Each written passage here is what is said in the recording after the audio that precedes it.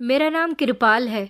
मेरा मेरी जान से ज़्यादा प्यारा बेटा अंश, जिसे मैं और मेरी पत्नी बहुत ज़्यादा प्यार करते थे। हम लोग गांव के रहने वाले थे। गांव में ही हमारी पूरी ज़िंदगी बसती थी। ज़िंदगी बड़ी खुशगवार गुजर रही थी। मेरा बेटा डॉक्टर बनना चाहता था और मेरा भी सपना यही था कि मैं अपने बेटे को डॉक्टर बनाऊं। मेरे बेटे ने इंटर कंप्लीट कर लिया तो अब वो शहर की यूनिवर्सिटी में एडमिशन लेना चाहता था। मैंने कभी भी उसकी किसी बात को नहीं टाला था। अब मैं उसका ये सपना भी तोड़ना नहीं चाहता था। इसलिए मैंने फैसला कर लिया था कि चाहे जो हो जाए, मैं अपने बेटे की आंखों में बसा हुआ सपना पूरा करके रहूँगा। मेरा बेटा हमेशा मुझे तसल्ली दिलाया करता था कि एक बार मैं डॉक्टर बन जाऊँगा तो गाँव आकर गाँव में अस्पताल खोलूँगा, गाँव के सारे लोगों का मुफ्त में इलाज करूँगा और आपका भी सर गर्व से ऊंचा हो जाएगा। मैं अपने बेटे की बातें सुनकर बहुत खुश हुआ करता था। एक दिन मेरे बेटे ने आकर मुझे बताया कि पिताजी, मुझे शहर में एडमिशन लेना है। वहाँ की यूनिवर्सिटी में मेरे सारे दोस्त भी एडमिशन ले रहे हैं। मैं एडमिशन लेना चाहता हूँ। मैंने कहा, बेटा उसमें कितने पैसे लगेंगे? उसने बताया कि यही पहले सेमेस्टर के 2 लाख रुपए हैं, जिनका सुनकर मैं थोड़ी देर के लिए शांत हो गया था कि अब क्या करूं।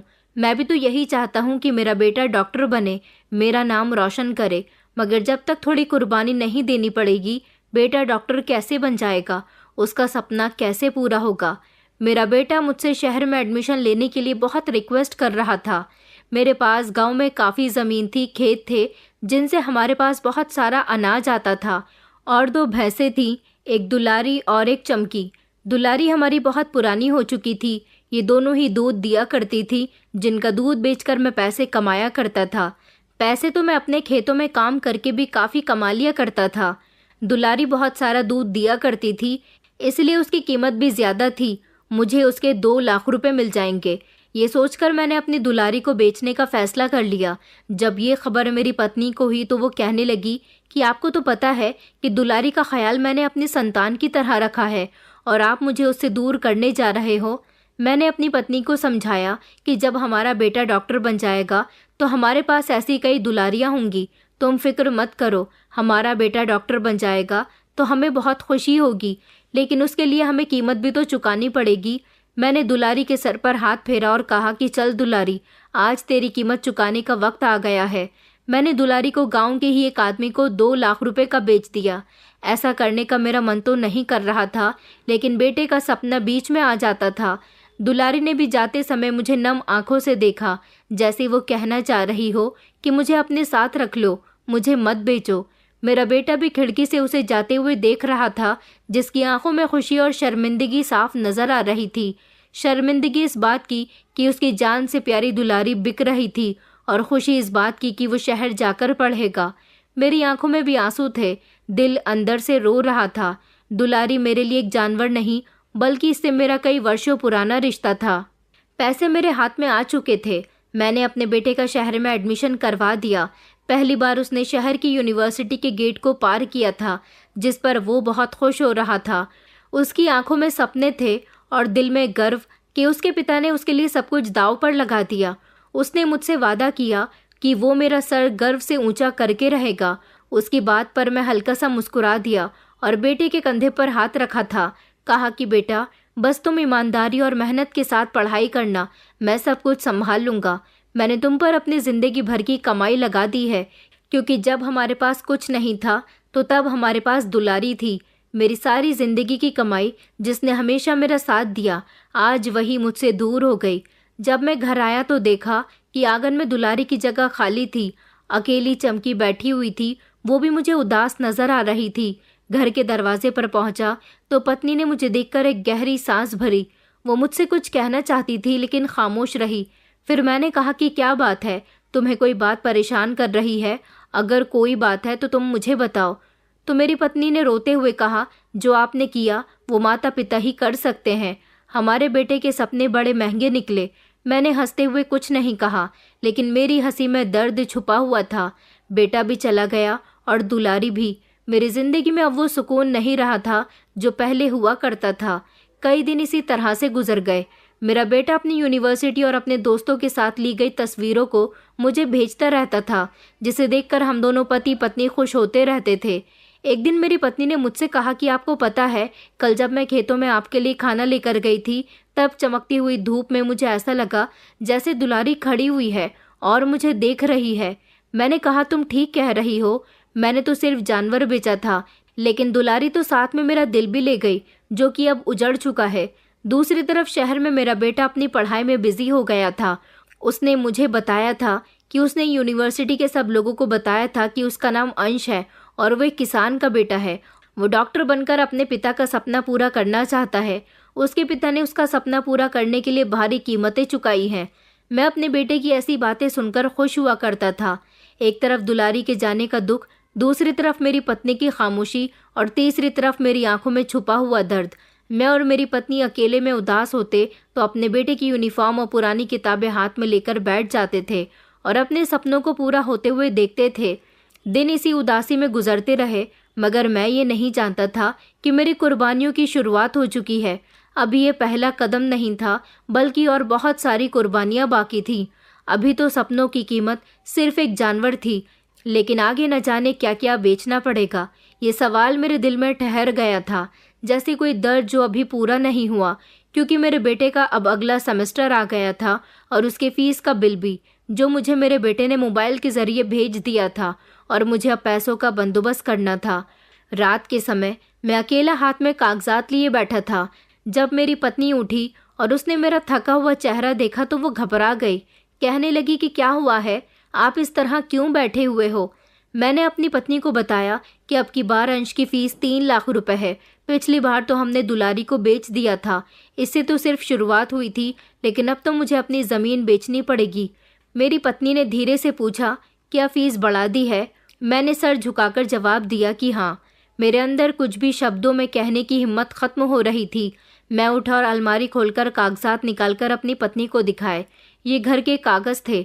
मेरी पत्नी कहने लगी कि ऐसा मत करो कृपाल, अगर ये घर भी चला गया तो हम लोग कहाँ रहेंगे। मैंने कहा कि अगर इस घर की छत मेरे बेटे के सपनों के बीच में आ रही है तो मैं खुशी खुशी इसे कुर्बान करने के लिए तैयार हूँ। वो डॉक्टर बनेगा और फिर हम ऐसे न जाने कितने घर खरीद लेंगे। मेरी पत्नी खामोश हो गई। उसके बाद उसने कुछ नहीं कहा। इस घर में हमारी पुरानी यादें जुड़ी हुई थी। मेरी पत्नी विदा होकर इस घर में आई थी। उसने मेरे बेटे की परवरिश की थी, मगर अब ये सब किसी सपने के जैसा बनकर रहने वाला था। कुछ दिन बाद मैं शहर के बैंक में बैठा था। मैंने अपने घर के कागजात सामने रखे। मेरे माथे पर पसीना और दिल में बोझ था। मुझे लोन मिल गया था। मैंने अपना घर गिरवी रख दिया था और उनसे मिलने वाले पैसे से अपने बेटे की फीस जमा करवा दी थी। इस तरह मेरे बेटे का अगला साल भी चल पड़ा था। मेरे बेटे ने खुशी खुशी फ़ोन पर बताया कि मेरी पढ़ाई बहुत अच्छी चल रही है। यहाँ सब लोग मुझे बहुत अच्छे से जानते हैं और मेरा नाम भी यहाँ मशहूर होने लगा है। मैं अपने बेटे की बातें मुस्कुराकर सुना करता था, लेकिन अंदर ही अंदर मैं टूट रहा था, क्योंकि गुजरते हुए समय के साथ साथ मेरे बेटे की फीस बढ़ती जा रही थी। अब अगले सेमेस्टर में ज़मीन का सवाल था। गांव की वो ज़मीन जो मैंने अपने आने वाले बुरे समय के लिए बचाकर रखी थी, अब वो भी बिकने लगी। मेरी पत्नी ने एक दिन कहा कि तुमने कभी सोचा है, अगर हमारा बेटा डॉक्टर ना बन सका तो हम कहाँ जाएंगे? ज़मीन, घर, सब कुछ तो हाथ से जा चुका है। मैंने अपनी पत्नी की बात काटते हुए कहा कि क्यों नहीं बनेगा मेरा बेटा डॉक्टर? वो ज़रूर बनेगा डॉक्टर। तुम ऊपर वाले पर भरोसा रखो और बेटे की मेहनत पर भी। मेरा बेटा अब यूनिवर्सिटी में फेमस हो चुका था। उसके बहुत सारे दोस्त बन गए थे। पढ़ाई काफ़ी हद तक आगे बढ़ गई थी। वो एक नए माहौल में बढ़ता जा रहा था। एक दिन मेरे बेटे का फ़ोन आया और वो कहने लगा कि पापा, मेरा मेडिकल सेमिनार मुंबई में है और वहाँ जाना बहुत ज़रूरी है। रजिस्ट्रेशन 20,000 की है और सफ़र का खर्चा भी अलग लग रहा है। अगर आपके लिए पॉसिबल हो सके तो मुझे पैसे भेज देना। मैंने अपने बेटे की बात को हाँ में कह दिया था। हालांकि मेरे पास अब सिर्फ 5,000 रुपये बाकी थे। मैं दोबारा से बाजार गया और अपने पुराने बर्तन और साथ में चमकी को भी बेच दिया और जल्द से जल्द पैसों का इंतज़ाम कर दिया। इधर गांव के लोग आपस में चर्चा कर रहे थे कि कृपाल तो पागल हो गया है, अपने बेटे का सपना पूरा करने के लिए सब कुछ बेच रहा है। कुछ लोग तरस खाकर कहते कि ऊपर वाला उसके बेटे को जल्द से जल्द एक अच्छा और काबिल डॉक्टर बना दे, वरना तो कृपाल का सब कुछ बर्बाद हो जाएगा। मेरी पत्नी अब हमेशा खामोश रहती थी। अब तो घर से चमकी भी चली गई थी, इसलिए उसका बिल्कुल भी मन नहीं लगता था। मेरी पत्नी ने चमकी और दुलारी दोनों का ही हमेशा से ही बहुत ख्याल रखा था। वो उन दोनों को बहुत याद किया करती थी। उसके चेहरे पर एक फिक्र छाई रहती थी। एक दिन शाम के समय हम दोनों पति पत्नी एक साथ बैठे थे। मेरे हाथ में मेरे बेटे के हाथ की बनाई हुई एक ड्राइंग का पेपर था, जिसमें उसने मम्मी पापा की तस्वीर बनाई थी और बीच में एक दिल भी बनाया था। मुझे याद आया वो दिन जब मेरे बेटे ने पहली बार कहा था कि पापा, मैं बड़ा होकर डॉक्टर बनूंगा, सबकी मदद करूंगा, आपको बड़ी गाड़ी खरीद कर दूंगा। मेरे बेटे की बातें सुनकर मेरी आंखें नम हो गई थी। मैंने उसी समय आसमान की तरफ प्रार्थना करते हुए कहा था कि मैं अपने बेटे का सपना पूरा करके ही रहूंगा। अब मेरे ऊपर वो कठिन समय आ चुका था जब मुझे अपने बेटे का सपना पूरा करने के लिए अपना आखिरी खेत बेचना था। इस बार कागजात पर साइन करते समय मेरे हाथ कांप रहे थे। मेरी पत्नी ने मेरे करीब आकर कहा कि बस अब बहुत हो चुका, अब हमारे लिए कोई रास्ता नहीं है। अगर कोई छत है तो वो है आसमान की छत। तुम हम दोनों के साथ ऐसा क्यों कर रहे हो? मैं खामोश रहा। मैंने कहा, बस बेटे का आखिरी सेमेस्टर रह गया है, इसके बाद वो डॉक्टर बन जाएगा, बड़ा आदमी बन जाएगा। मेरे बेटे को जब पता चला कि मैंने अपनी आखिरी ज़मीन भी बेच दी है तो उसके चेहरे पर एक मिनट के लिए सन्नाटा छा गया था, मगर फिर भी उसने खुद को संभाला और कहा कि पिताजी, मैं आपको कभी मायूस नहीं करूँगा। मेरे आखिरी पेपर्स की तैयारी पूरी है। मैंने अपने बेटे के लिए प्रार्थना की और उसे विदा कर दिया था, लेकिन मेरे दिल में एक अजीब सा डर बैठ गया था, जैसे सपने पूरे होने के बजाय किसी अंधेरे में जा रहे हैं। गर्मी बढ़ती जा रही थी और मेरे बेटे के पेपर्स का आखिरी दिन आ चुका था। अंश के हाथ पसीने से भीगे हुए थे और दिल में एक अनजानी बेचैनी थी। मेरा बेटा जानता था कि ये परीक्षा उसके लिए सिर्फ परीक्षा नहीं बल्कि एक सफ़र है, एक ऐसा सफ़र जो उसके पिता के सपनों की बुनियाद पर शुरू होता है। लेकिन तकदीर की रोशनी कभी कभी सपनों के रंगों को धुंधला जाती है। परीक्षा के बाद दिन रात हफ्ते सब जैसे थमे हुए थे। मैं हर दूसरे तीसरे दिन अपने बेटे को फ़ोन करता था और उससे पूछता था, बेटा कैसी रही तुम्हारी परीक्षा? मगर बदले में मेरा बेटा मुझे धीमी सी आवाज़ में जवाब देता, जी पिताजी, ऊपर वाला सब कुछ ठीक करेगा। पता नहीं क्यों मुझे कुछ भी अच्छा महसूस नहीं हो रहा था। ऐसा लग रहा था जैसे कुछ गलत होने वाला है। मैं हमेशा प्रार्थना करने में ज़्यादा समय गुजारने लगा था और अपनी पत्नी से भी कहता था कि बेटे के लिए प्रार्थना किया करो। मेरी पत्नी कहती कि अगर हमें हमारी मेहनत का सिला नहीं मिला तो क्या होगा। मैं उसको यही समझाता था कि अच्छी बातें मुँह से निकाला करो, हमारा बेटा ज़रूर पास होगा, ज़रूर कामयाब होगा। मैं अपने बेटे का रिजल्ट आने के लिए बेताब था और उसे बार बार कह रहा था कि जैसे ही रिजल्ट आए मुझे ज़रूर बताना। मेरे बेटे ने अपने दोस्तों के साथ मिलकर अपना रिजल्ट देख लिया था, मगर जब उसने मुझे फ़ोन करके रिजल्ट के बारे में बताया तो मेरी जान निकल गई। उसने जब मुझे फ़ोन किया तो मैंने उससे बेचैन होकर पूछा, बताओ बेटा, तुम्हारा रिजल्ट कैसा आया? दूसरी तरफ खामोशी छाई हुई थी। मैंने कहा, तुम कैसे हो बेटा, मुझे बताओ ना। उसने कहा, पिताजी सब कुछ ठीक है और मैं भी ठीक हूँ, ऊपर वाला सब ठीक कर देगा। मेरे बेटे की आवाज़ में एक अजीब सी कशमकश थी। इतना कहकर उसने फ़ोन बंद कर दिया था। मैं काफ़ी देर तक उसका फ़ोन मिलाता रहा, लेकिन उसका फ़ोन लगा ही नहीं। मैं और मेरी पत्नी काफ़ी देर तक अपनी छत पर बैठे रहे और बार बार बेटे के फ़ोन आने का इंतज़ार करते रहे। सूरज ढल रहा था, लेकिन मेरे दिल की बेचैनी अभी ख़त्म नहीं हो रही थी। फिर रात के समय बेटे का जब फ़ोन आया तो मैंने खुशी खुशी कान पर फ़ोन लगाया और कहा कि बेटा बताओ ना, तुम्हारा रिज़ल्ट कैसा आया है? हम कब से तुम्हारे फ़ोन का इंतज़ार कर रहे हैं। तभी अंश की रोती हुई आवाज़ निकली और वो कहने लगा कि पिताजी कुछ भी ठीक नहीं हुआ, मैं फ़ेल हो गया हूँ। उसके ये शब्द जैसे मेरे दिल में खंजर घोंप गए थे। मैंने कहा कि नहीं नहीं, तुम मजाक कर रहे हो, ऐसा नहीं है। मेरी पत्नी भी मेरे बराबर में बैठी हुई थी। उसने मेरे हाथ पकड़ लिए जो कि अब ठंडे हो चुके थे, मगर उसने कहा कि यही सब सच है। ये कहकर वो फूट फूट कर रोने लगा और उसने फ़ोन बंद कर दिया। मेरी आंखों में भी आंसू आ गए थे। जब मैंने ये बात अपनी पत्नी को बताई तो उसने भी अपना दिल पकड़ लिया। ऐसा लगता था जैसे किसी ने हमारे पैरों के नीचे से ज़मीन खींच ली है। हम लोग पूरी तरह से शांत हो चुके थे। मुझे लगता था कि शायद अब वो शहर में कोई नौकरी ढूंढ लेगा, क्योंकि हमारे पास अब उसे देने के लिए कुछ भी नहीं बचा था। हम लोग इसी तरह भूखे प्यासे बीमारों की तरह घर में अपनी ज़िंदगी गुजार रहे थे। कुछ दिन इसी तरह से गुजर गए। जब अंश का फ़ोन आया और उसने कहा कि पिताजी मैंने अस्पताल में एक छोटी सी नौकरी ढूंढ ली है। सैलरी कम है, लेकिन कुछ ना होने से बेहतर है। मैंने कहा, चलो अच्छी बात है बेटा।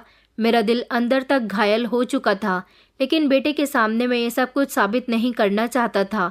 अब हमारे पास यहाँ इस गांव में कुछ भी नहीं बचा था, इसलिए मैंने और मेरी पत्नी ने ये गांव छोड़ने का फैसला कर लिया था। थोड़ा बहुत सामान था, वही लेकर हम लोग शहर चले गए।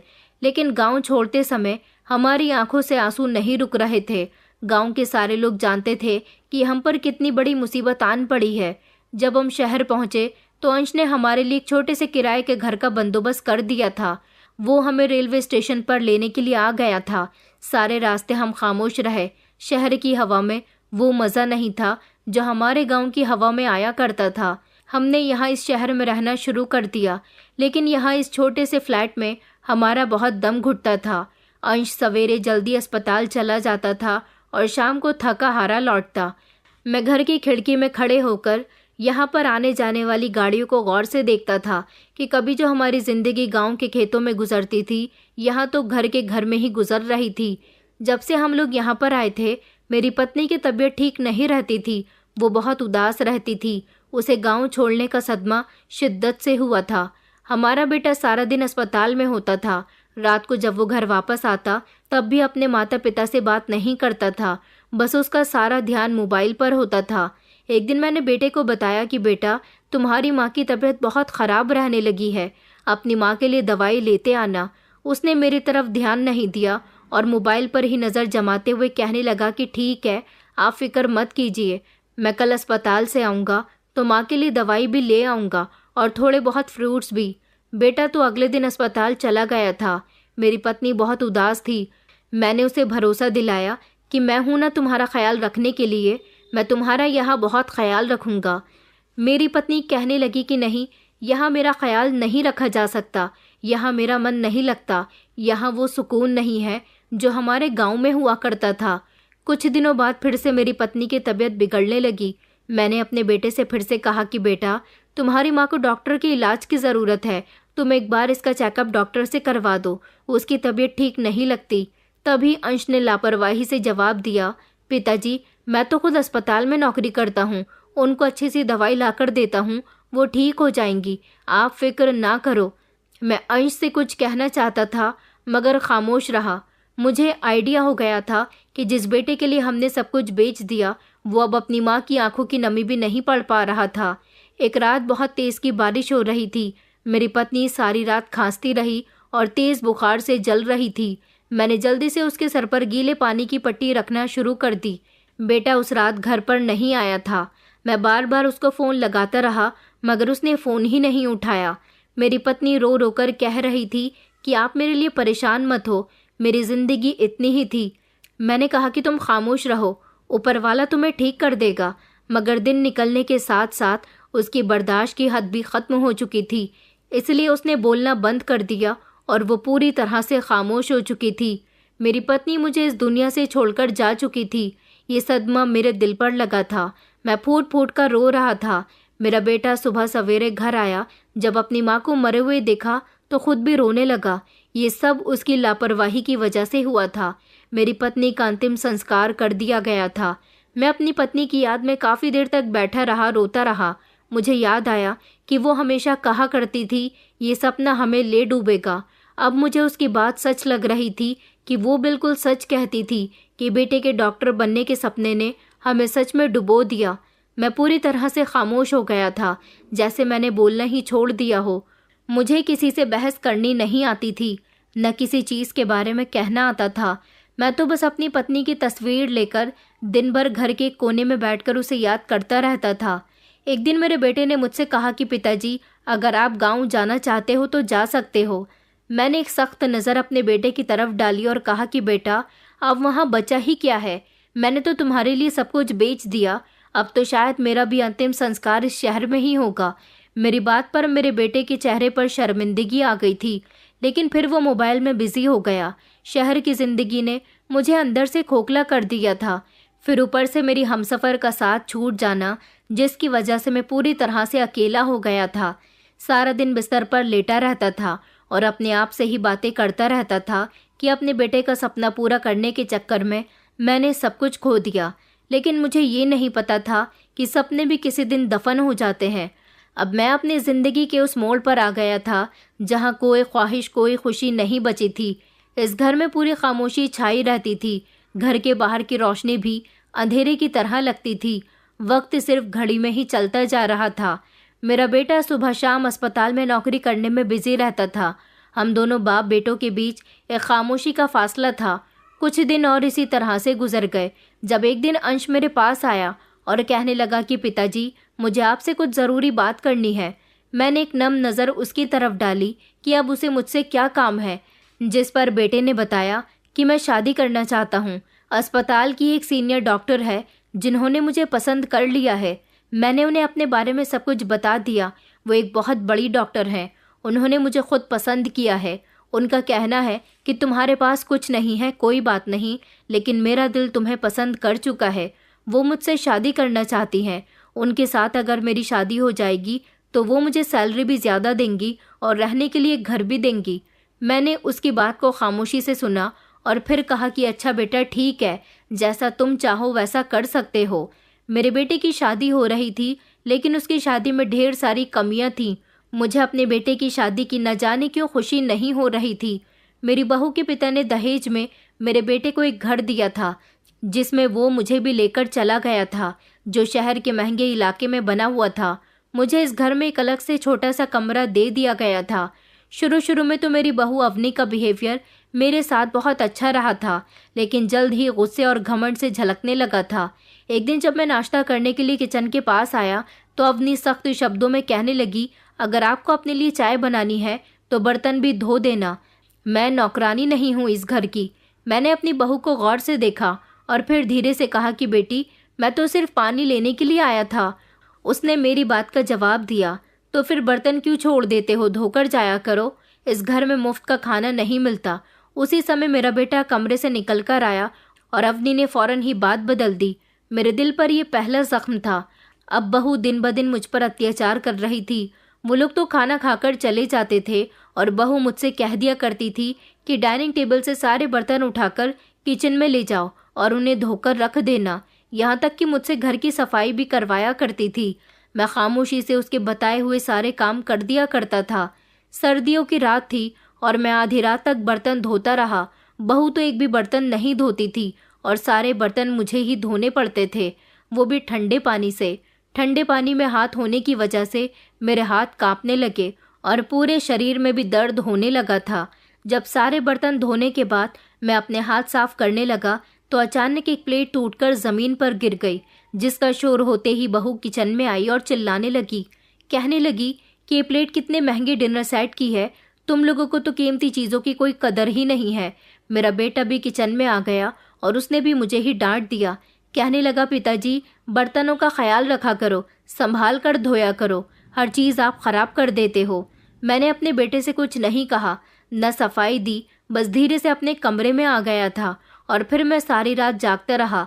मैंने अपनी पत्नी की तस्वीर को सीने से लगाया और आंखों में आंसू लेकर आंखें बंद करके लेट गया और खुद से बातें करने लगा।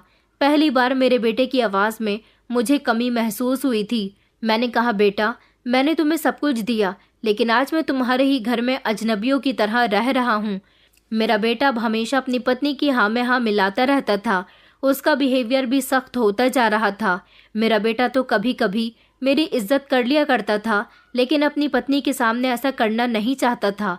इस घर का दरवाज़ा मेरे लिए बंद हो चुका था, सिवाय इस कमरे के जिसे मेरी बहू स्टोर रूम कहती थी।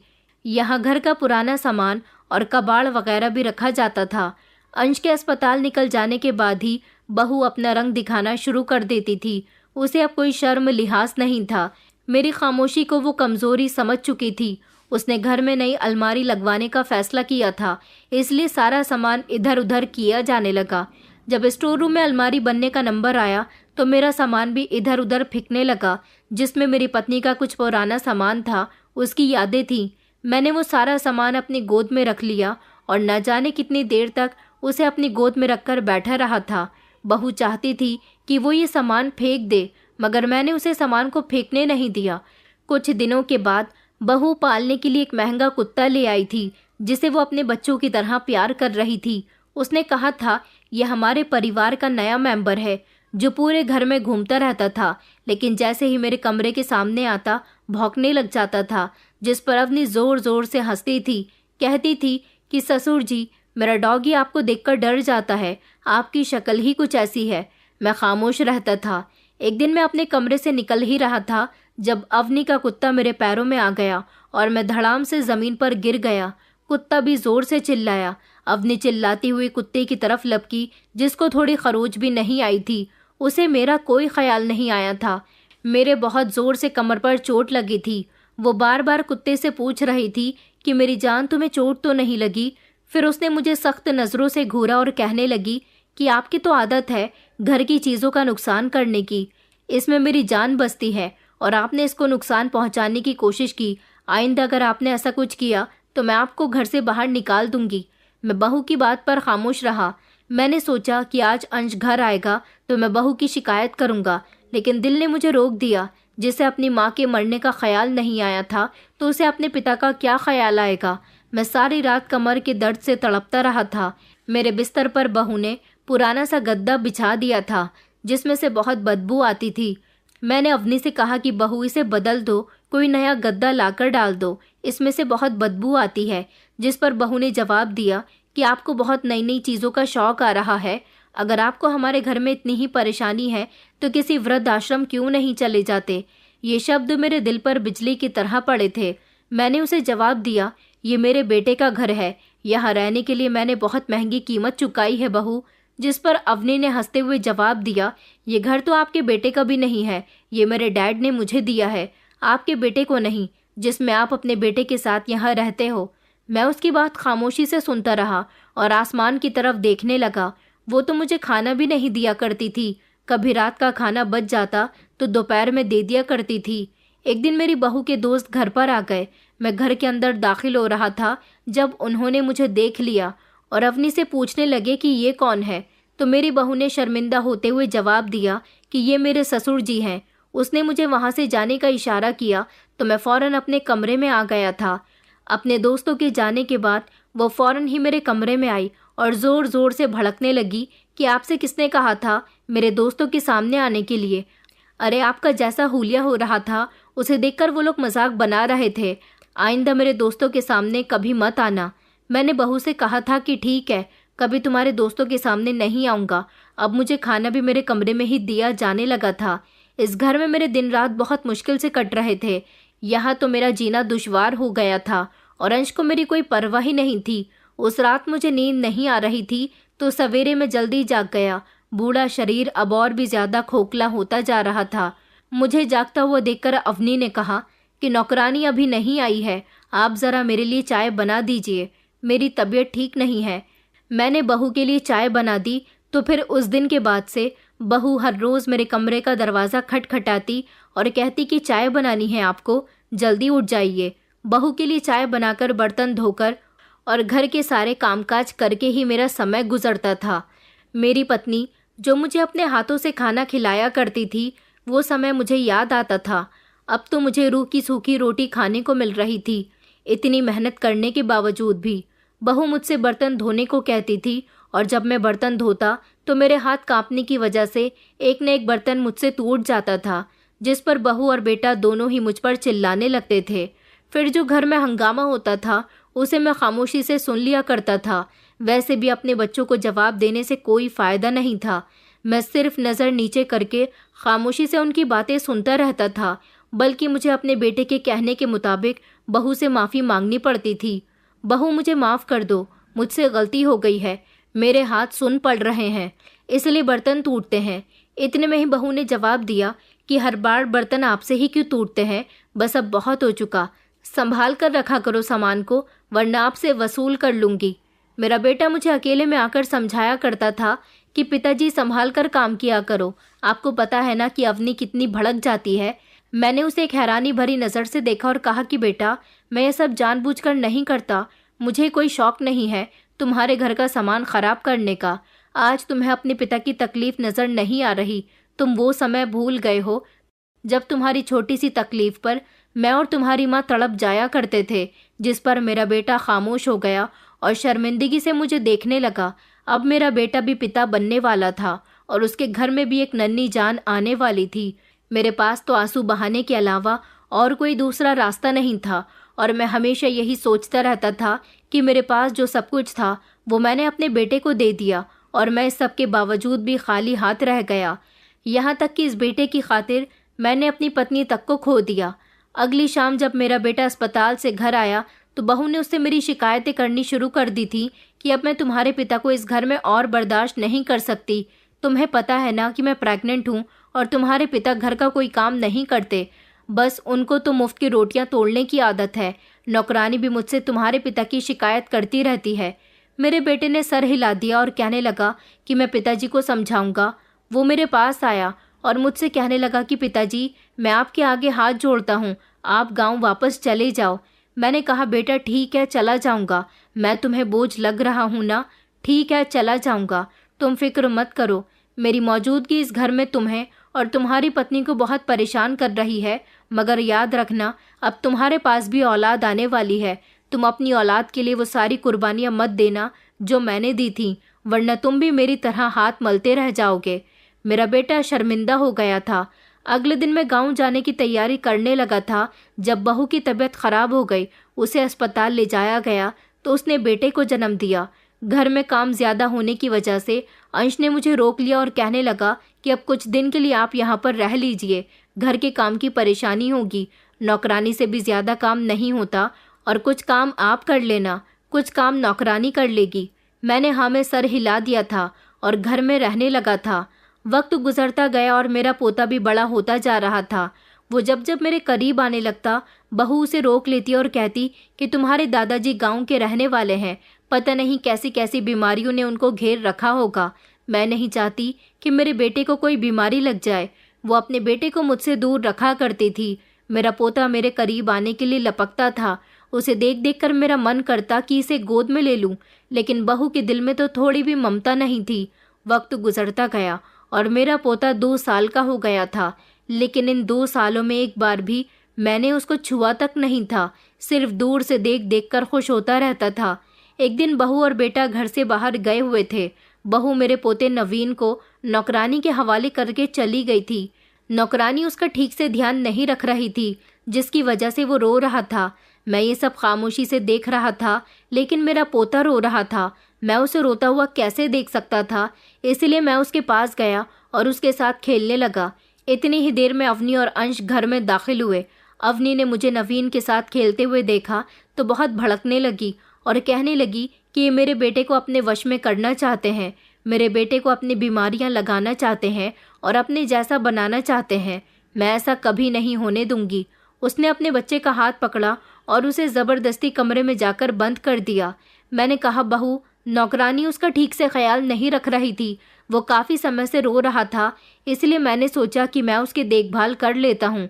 बहू ने कहा कि आपको कोई ज़रूरत नहीं है हमारे लिए कुछ भी करने की, बस आपका बहुत हो गया, अब आप इस घर से निकल जाइए, मैं आपको और बर्दाश्त नहीं करूँगी। मैं अपने बेटे के लिए बहुत सीरियस हूँ। मैंने रोते हुए एक नज़र अपने बेटे की तरफ डाली जो खामोशी से खड़ा हुआ था और अपनी पत्नी को चुप करवाने की क्षमता उसके अंदर नहीं थी। मैंने कहा, ठीक है, मैं यहाँ से जा रहा हूँ। मैंने अपना सामान बांध लिया। मैंने सोचा कि मैं गांव चला जाऊंगा। जो सुकून मुझे यहाँ नहीं मिल रहा वो वहाँ मिल जाएगा। वहाँ अगर किसी ने मुझे अपने घर में जगह भी नहीं दी तो मैं गांव की चौक में ही अपनी चारपाई डालकर वहाँ बैठा रहूँगा, लेकिन मैं यहाँ नहीं रहना चाहता। यहाँ मेरा अपना कोई भी नहीं है, कम से कम वहाँ के लोग मुझे इज्जत तो दिया करेंगे। यही सोचकर मैंने अपना सामान बांध लिया। मेरा बेटा भी मुझे खामोशी से घर से निकलता हुआ देखता रहा। मैं जैसे ही इतने सालों बाद गांव में दाखिल हुआ तो गांव के लोगों की आंखें भर आईं। मेरी सेहत देखकर उन्होंने अंदाज़ा लगा लिया था कि शहर की भीड़भाड़ वाली ज़िंदगी ने मेरी सेहत को ख़राब कर दिया। पत्नी भी मुझसे छीन ली और हालात भी बहुत ख़राब हो गए। गांव के सारे ही लोग मुझे बेताब नज़रों से देख रहे थे। जब मैंने उनको सारी कहानी बताई तो उन्होंने कहा कि तुम्हें परेशान होने की ज़रूरत नहीं है, तुम्हें तो बुरा वक्त आने से पहले ही यहाँ पर लौट कर आ जाना चाहिए था। हमें तो लगा कि तुम अपने बेटे के पास शहर चले जाओगे तो वो तुम्हारा बहुत ख्याल रखेगा, मगर हमें ये नहीं पता था कि वो तुम्हारी ज़िंदगी ही बर्बाद कर देगा। गांव के सारे लोग मेरा बहुत ख्याल रखने लगे और इस हरी भरी जिंदगी को पाकर मेरे अंदर दोबारा से ताकत आने लगी। मुझे जो इस गांव में आए हुए अभी 20 दिन ही गुजरे थे, जब 21वें दिन की सुबह हुई तो एक अजीब सी दहशत ने मेरा स्वागत किया। मेरा बेटा और बहू नवीन को गोद में लेकर गांव आ गए थे। उन दोनों को सारे गांव वाले फटी हुई नज़रों से देख रहे थे। जैसे ही सबने मुझे मेरे बेटे की आने की खबर दी तो मैं अपने बेटे की तरफ लपका। मैंने देखा कि नवीन उसकी गोद में बेसुध पड़ा हुआ था, कोई हरकत नहीं कर रहा था। मैं उन दोनों को हैरानी से देख रहा था जब मेरी बहू मेरे कदमों में गिरकर फूट फूट कर रोने लगी और कहने लगी कि पिताजी मुझे माफ़ कर दीजिए, पिताजी हमारी गलतियों की सज़ा हमें मिल गई है। मुझे नहीं पता था कि आपके जाने के बाद मेरे बेटे के साथ क्या होगा। मैंने जब अपने बेटे को कमरे में बंद किया तो वो उसी समय वहीं पर बेहोश हो गया। आपके जाने के बाद जब मैंने कमरा खोला और उसे देखा तो वो बेहोश पड़ा हुआ था। हम उसे फौरन ही अस्पताल लेकर गए। वहां जाकर पता चला कि वो तो कोमा में जा चुका है, जबकि उसे कोई बीमारी भी नहीं थी। हमारी समझ नहीं आया कि हम क्या करें। आपके जाने के बाद से ही हम उसके इलाज में लगे रहे, उसके लिए दिन रात तड़पते रहे, लेकिन एक दिन मेरे बेटे ने हमारा साथ छोड़ दिया। अब देखिए ये इस दुनिया को छोड़कर जा चुका है। मैं अपने बेटे को यहाँ इसीलिए लेकर आई हूँ ताकि आपसे माफ़ी मांग सकूँ। मैंने आपके बेटे को आपसे दूर किया तो ऊपर वाले ने मेरे बेटे को मुझसे दूर कर दिया। मेरा बेटा भी रो रो कर मुझसे माफ़ी मांग रहा था और बहू शर्मिंदगी जाहिर कर रही थी। मेरे बेटे और बहू सीधे रास्ते पर आ गए थे, लेकिन अफसोस इस बात का था कि उनकी औलाद उनसे छिन गई थी। नवीन जो कि सिर्फ 2.5 साल का था, छोटा सा मासूम सा बच्चा जो अपने दादा के पास आना चाहता था, लेकिन बहू ने मुझे हमेशा उससे दूर रखा। आज मेरे बेटे को पता चला था कि जब वो अपनी जमा पूंजी इंसान को देता है तो उसे कैसे अफसोस होता है। मेरी जमा पूंजी अगर मेरा बेटा था तो उसकी जमा पूंजी भी उसका अपना बेटा था, जिसे आज खोकर उसे अपनी सारी गलतियों का एहसास हो रहा था, जिस पर वो और उसकी पत्नी फूट फूट कर रो रहे थे। मेरा दिल तो एक पिता का था। मैंने उन दोनों को माफ़ कर दिया, लेकिन मेरे किए की सज़ा उन्हें कुदरत ने दे दी थी। आज भी वो दोनों अपने किए की सज़ा को भुगत रहे हैं। उन दोनों के पास कोई औलाद नहीं है। मेरा बेटा मुझे अपने साथ शहर लेकर जाना चाहता था, लेकिन मैं दोबारा शहर नहीं गया और इस गांव में ही खेती बाड़ी करके अपना गुजारा कर रहा हूँ। यही मेरी ज़िंदगी है, यही गांव मेरे लिए सब कुछ है। मैं दोबारा शहर जाकर अपनी ज़िंदगी की बची कुची सांसों को भी कैद में नहीं जी सकता। मैंने उन दोनों को माफ़ करके उन्हें वापस तो भेज दिया था, लेकिन आज भी उस अकेले घर में वो दोनों बहुत मुश्किल सज़ा काट रहे हैं। दोस्तों, उम्मीद करती हूँ आपको हमारी कहानी पसंद आई होगी। कहानी पसंद आई है तो वीडियो को लाइक करें, चैनल पर नए हैं तो चैनल को सब्सक्राइब करें और हाँ, नोटिफिकेशन बेल को ज़रूर दबाएं ताकि अगली अपडेट सबसे पहले आपको मिले।